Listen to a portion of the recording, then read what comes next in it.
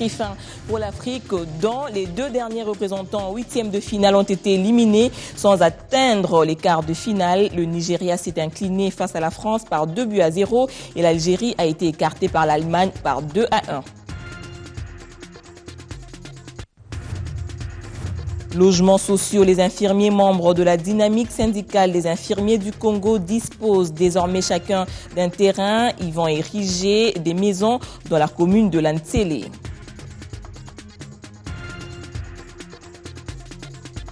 Le défilé militaire qui s'est déroulé sur le boulevard Triomphal à l'occasion de la commémoration du 54e anniversaire de l'accession de la République démocratique du Congo restera mémorable. L'armée et la police nationale se sont surpassées.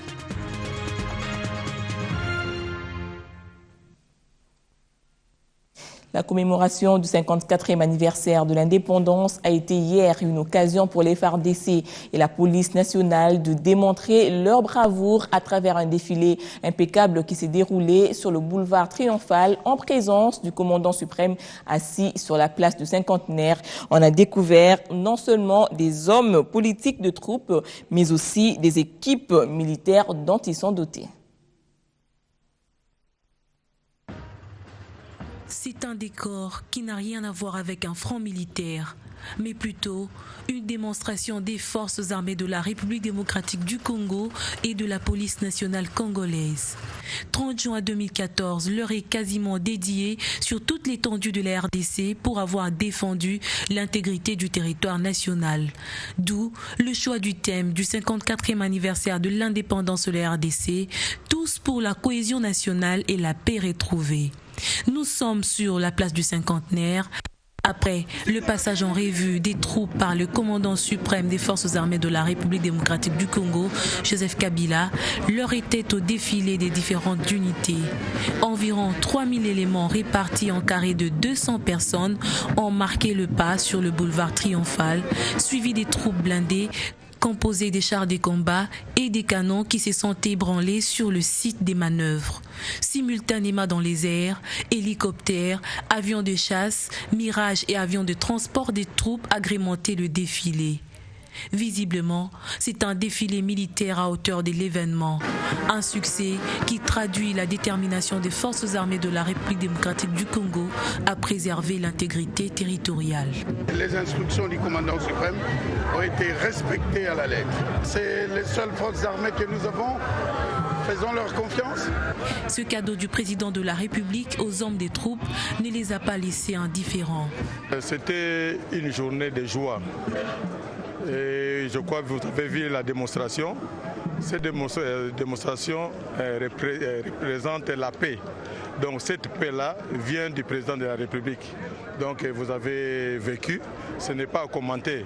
Donc cette fois-ci, on ne va plus reculer, on va aller en avant. 4 ans après la commémoration du cinquantenaire de l'indépendance sur le même site, le boulevard Triomphal a de nouveau connu un événement haut en couleurs.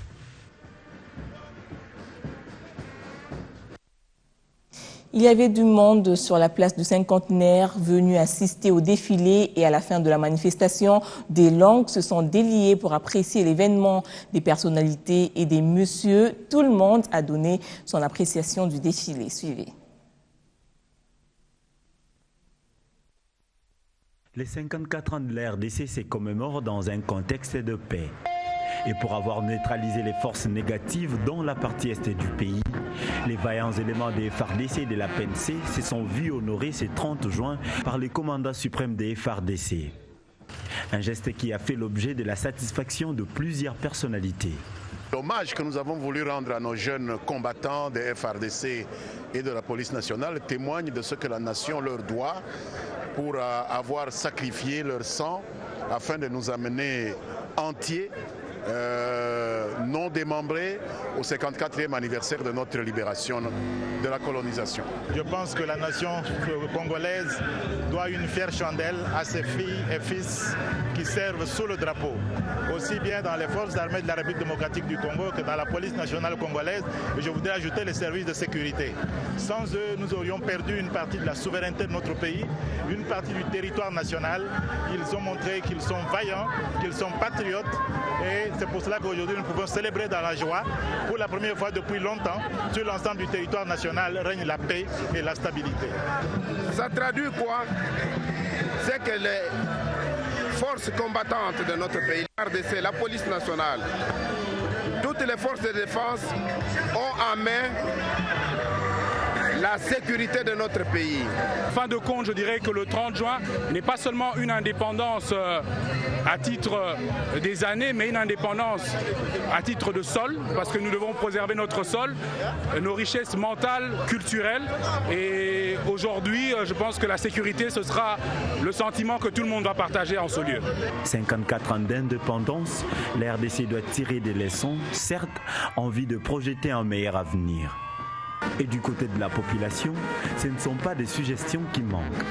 Le fait que l'arrivée et le défilé de ces engins sans montrer à la communauté internationale, même à deux pays, qui est en train de menacer la RDC, qu'on est un grand pays, première des choses, un grand pays. À part ça, on a honoré nos soldats militaires aujourd'hui avec un défilé. Mais nous demandons au gouvernement congolais d'améliorer leur vie sociale, surtout leur salaire, et ça sera mieux.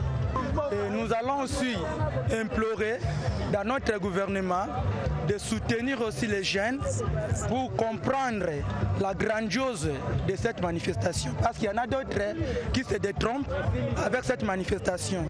Pas de développement sans paix durable. La paix acquise doit se préserver pour permettre à la RDC d'atteindre son émergence. Si les chars de combat ont été montrés hier à Kinshasa, loin du terrain des opérations à Goma, où se jouait le théâtre de la guerre, le gouverneur Julien Paluku a exploité l'opportunité de la commémoration du 54e anniversaire de l'indépendance pour appeler la population du Nord Kivu à l'unité pour le progrès de la province. Patrick Sialoura. Le 54e anniversaire de l'indépendance de la RDC a été célébré avec faste au chef-lieu du Nord Kivu après la victoire des FARDC sur différentes rébellions dans toute la province. Une victoire obtenue grâce aux efforts du Raïs Kabila Kabange, a déclaré le gouverneur Julien Paluku. L'autorité provinciale met en garde tous ceux qui tenteront une fois de plus à déstabiliser le Nord Kivu en particulier et la RDC en général. J'ai saisi donc cette occasion pour appeler à la conscience citoyenne de ceux de nos compatriotes congolais qui continuent à collaborer encore avec l'ennemi, que nos forces de défense et de sécurité ne laisseront plus jamais se développer des îlots d'instabilité sur le territoire national. Nous voulons voir plutôt se développer des îlots de paix, des îlots de stabilité, facteurs de développement et d'émergence. Point n'est besoin de replonger la nation congolaise dans la guerre et de pérenniser la pauvreté de notre population. Cet appel constitue en même temps une interpellation et une mise en garde à tous les semeurs de troubles, d'où qu'ils viennent et où qu'ils se trouvent. Le numéro 1 du Nord Kivu appelle sa population à l'unité pour espérer à une province émergente et prospère. Je voudrais terminer par inviter le peuple du Nord Kivu à l'unité, car l'une des grandes faiblesses observées avec l'avènement de la démocratie, c'est l'intolérance, c'est plus la division entre fils et filles de la province. Cela doit nous interpeller, car nous ne pouvons pas espérer bâtir une province prospère sur base de division. Voilà pourquoi, en ce 54e anniversaire, chacun doit s'interroger sur la contribution à la paix afin d'allumer la flamme de l'espoir pour un développement harmonieux de notre province. C'est par un défilé d'au moins 2 heures de temps que s'est clôturée cette manifestation organisée au rond-point de Lampe sur la route kilomètre témoin récemment réhabilitée par le gouvernement provincial.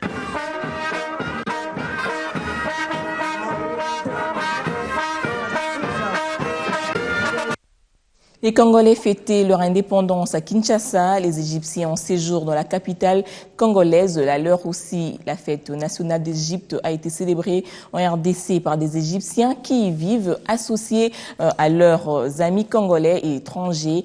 Ils se sont rencontrés à la résidence de l'ambassadeur Ashraf Ibrahim. L'occasion pour ce dernier de dire ses adieux car arrivé fin mandat. Julie Sefou pour le reportage. C'est pour la dernière fois que Ashraf Ibrahim, ambassadeur de la République arabe d'Égypte en République démocratique du Congo, prenne part à la fête nationale à Kinshasa. Il est fin mandat après 4 ans passés en République démocratique du Congo. Officiels congolais, membres du corps diplomatique et plusieurs amis du pays des pharaons étaient de la partie. Pour l'ambassadeur sortant, que des bons souvenirs. J'ai de très bons souvenirs de la RDC. Tout d'abord son peuple, souriant, accueillant et coopérant, on coopère ensemble, des gens que j'ai vraiment adorés. Bien sûr, un pays très joli malgré toutes les difficultés, tous les problèmes, mais c'est un pays très joli. Moi j'ai visité, bien sûr, je vivais à Kinshasa, j'ai visité Nord Kivu, Sud Kivu, vraiment un joli pays. Le diplomate n'est pas le seul à garder des bonnes impressions. Sa finesse, c'est dans la diplomatie. Et il a donné un plus par rapport à ceux qui l'ont précédé dans la coopération bilatérale de nos deux pays.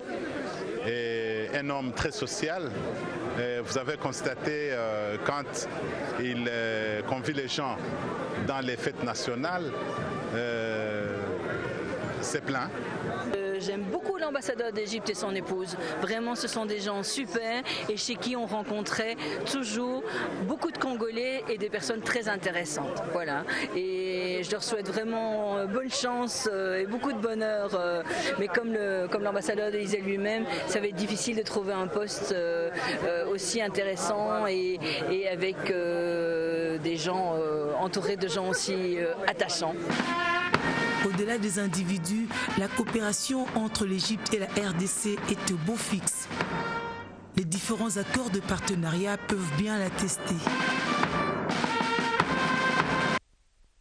Une autre communauté étrangère qui a fait parler d'elle ces derniers jours à Kinshasa, c'est le contingent ghanéen de la MONUSCO qui a partagé un repas avec des orphelins de Kinshasa. Une façon pour les casques bleus de montrer qu'ils ont aussi des familles. Patricia Panzou pour le reportage. Le contingent ghanéen de la MONUSCO tient à contribuer à la prise en charge des orphelins de la ville de Kinshasa. Ce dimanche, les membres de ce contingent ont organisé un déjeuner en l'honneur des orphelins de l'ONG Père Franck ainsi qu'avec ceux du Père Gérard. En plus du repas, ces enfants ont également bénéficié des dons en vivres et de quelques manuels scolaires. Il est connu que les enfants sont les plus exposés à diverses circonstances dans la société. Voilà qui nous a motivés à rencontrer ces orphelins et répondre tant soit peu à leurs besoins. Les encadreurs qui ont accompagné ces enfants saluent cet acte de générosité. La compagnie Ganbat a pensé à nos enfants. Ce sont des enfants que tout le monde des fois néglige, mais chaque année quand ils ont une fête, ils invitent nos enfants. Vraiment, nous louons leurs gestes. C'est un geste vraiment généreux qu'ils font toujours à nos enfants. Les bénéficiaires n'ont pas manqué de mots face à ce geste salutaire. MONUSCO nous a invités ici pour fêter avec eux. Ils nous ont montré l'amour qu'ils avaient avec nous. C'est pour cela qu'on a bien mangé, on a bien fêté, on a bien dansé. Nous sommes très contents pour tout ce qu'ils ont fait pour nous. Je vais seulement les remercier pour tout ce qu'ils ont fait parce qu'il n'y a pas beaucoup de gens qui peuvent penser à nous et l'ont fait avec un cœur simple que les Seigneurs puissent le bénir. C'est dans une ambiance festive que s'est déroulée cette rencontre, véritable moment de communion. En faveur toujours des enfants, un atelier s'est déroulé le week-end dernier à Kinshasa à l'initiative du ministère du Genre, Famille et Enfants avec l'appui de World Vision sur la protection de l'enfance à partir des données recueillies sur une étude menée en 2013 en fonction de la loi sur l'enfance promulguée en 2009. Une des recommandations de cette rencontre est la mise en place du Conseil national de l'enfant.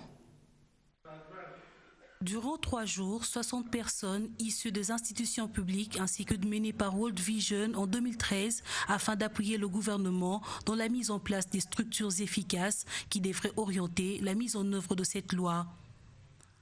Après enrichissement et observation, les participants ont tout de même relevé quelques recommandations dans la stratégie de mise en place du Conseil national de l'enfant.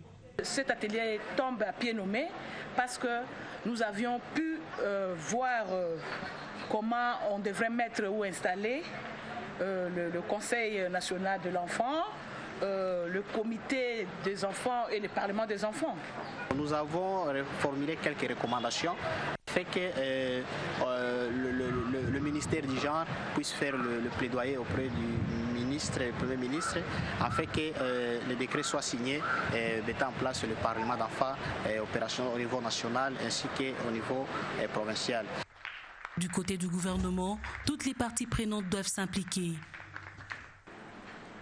Nous tenons à renouveler la détermination du gouvernement de poursuivre son élan dans la mise en œuvre de ses engagements en matière de la promotion et de protection de l'enfant et à œuvrer pour la mise en place dans le meilleur délai.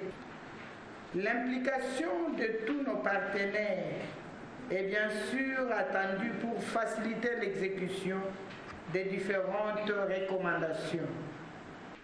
World Vision compte sur la mise en place de la commission de suivi de l'atelier pour la finalisation de l'étude. Nous sommes rassurés d'avoir un document final qui contiendra entre autres les recommandations pour la création effective du Parlement d'enfants, l'installation du Conseil national de l'enfant et sommes rassurés que Madame la ministre du Genre, Famille et Enfants ne ménagera aucun effort pour la concrétisation de ces recommandations. Cette ONG chrétienne qui milite pour le bien-être de l'enfant compte sur le respect de ces recommandations. La dynamique des infirmiers libres du Congo a remis officiellement hier à chacun de ses membres une parcelle dans leur concession du quartier Bouma dans la commune de Lantsele. C'est en prévision de la construction d'une cité de la disco dans cette contrée de la capitale. Je suis chez moi. Je suis très content. Ils ont pris l'option de sortir du statut de locataire pour peupler ce sol en y bâtissant une cité de la disco. Sur fonds propres, ces infirmiers fonctionnaires de l'État ont choisi la date du 30 juin, jour de l'indépendance, pour entrer en possession de leur parcelle du quartier Bouma. Je suis très content.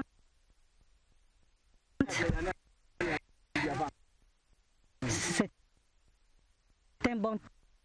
Toutes nos excuses pour la qualité du son. S'agissant des affaires, une nouvelle agence de la Banque internationale pour l'Afrique au Congo a vu le jour sur l'avenue Kasavubu, aux environs du rond-point Victoire. Cette agence au standard international se rapproche ainsi de la clientèle de proximité. Une nouvelle agence BIAC à Kinshasa. C'est sur l'avenue Kasavubu, non loin du rond-point Victoire, qu'elle est située. Elle répond à la politique d'amélioration de la qualité des services de la Banque internationale pour l'Afrique au Congo. Cette nouvelle agence, dans ce coin d'ambiance, propose également un nouveau genre. L'honneur m'est choix aujourd'hui de vous annoncer que la nouvelle agence de Matongé est unique. Elle est en effet la première agence à Kinshasa qui répond aux normes de la plus récente technologie. La nouvelle typologie, qui trace les normes qualitatives vers les standards internationaux, à savoir une plus grande efficacité, une ergonomie plus étudiée, un confort pour le client plus recherché.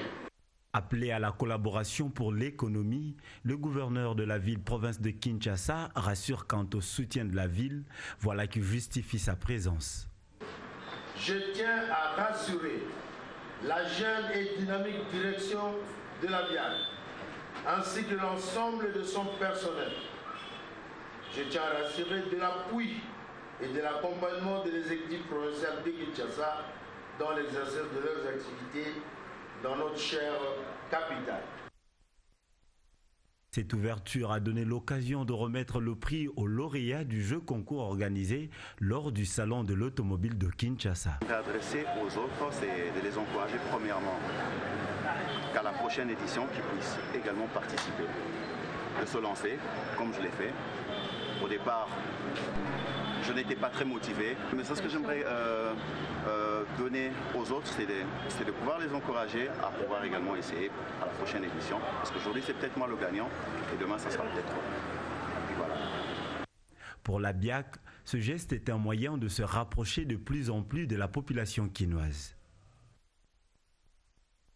Des confrères débutent la semaine avec nous à travers les lignes. Tshisekedi ou Olengankoy annonce la référence plus pour présider la plateforme de l'opposition Debout Congolais. Le choix de ces deux personnalités a été motivé par le fait que beaucoup d'adhérents de Debout Congolais sont fatigués de la politique de chauve-souris caractérisant nombre de leaders politiques qui s'autoproclament de l'opposition.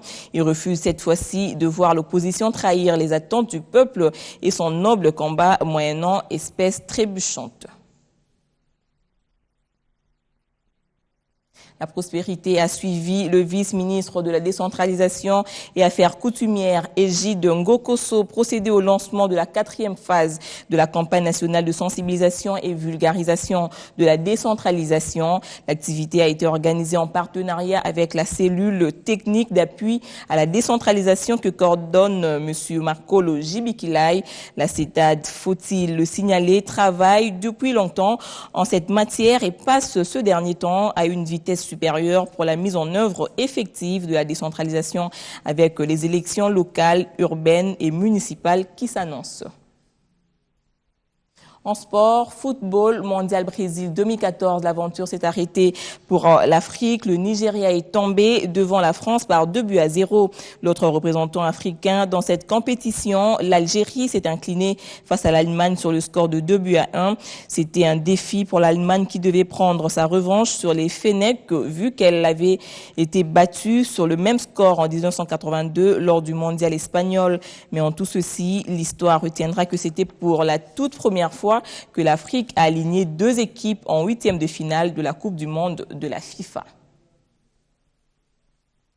En boxe, pour terminer, Junior Ilunga Makabu devient champion mondial grâce à sa victoire sur l'Américain Glenn Johnson au 9e round de combat chez les mi-lourds. Avec le succès du week-end, le jeune boxeur congolais gagne la ceinture WBC internationale. Suivez. Junior Makabu, désormais roi de la boxe internationale. Après sa victoire sur l'Américain Glenn Johnson en 9 rounds, le jeune Congolais de la catégorie mi-lourd, avant les combats, plusieurs observateurs avertis donnent leurs appréciations quant au profil du nouveau champion du monde et parlent de la boxe congolaise en tant que telle. Moi, je suis très fière pour lui. Je suis très fière aussi d'avoir fait partie de cette organisation. Bravo Junior, on a toujours cru en toi et on espère revoir t'accompagner encore. Et on est content d'avoir participé à ce projet en RDC. C'est un très beau pays, on en apprend tous les jours et vraiment merci à vous. Ce jeune Congolais de renommée internationale a plusieurs fois été sollicité par des nations beaucoup plus nantis que la République démocratique du Congo en boxe, mais le pugiliste congolais n'a pas un seul instant cédé au chant des sirènes. Ça ne me surprend pas, et il fait valoir sa culture. Il est congolais du centre. Il sait que même si le Congo devenait carré, il restera toujours congolais. C'est pour cela que je tiens sincèrement à féliciter et à encourager mon fils. C'est pour cela que vous nous voyez à 7 heures ici. Nous sommes là pour lui. C'est un fils que nous encourageons et tous les ancêtres et tous les spirituels sont avec lui pour qu'il puisse aujourd'hui battre cet Américain. Avec cet énième couronnement, Junior Makabu Ilunga gagne son 4e titre mondial après les ceintures WBF, WC Sylvestre et IBF. Et voilà, c'est la fin de ce journal. Merci de rester branchés sur B1 Télévision.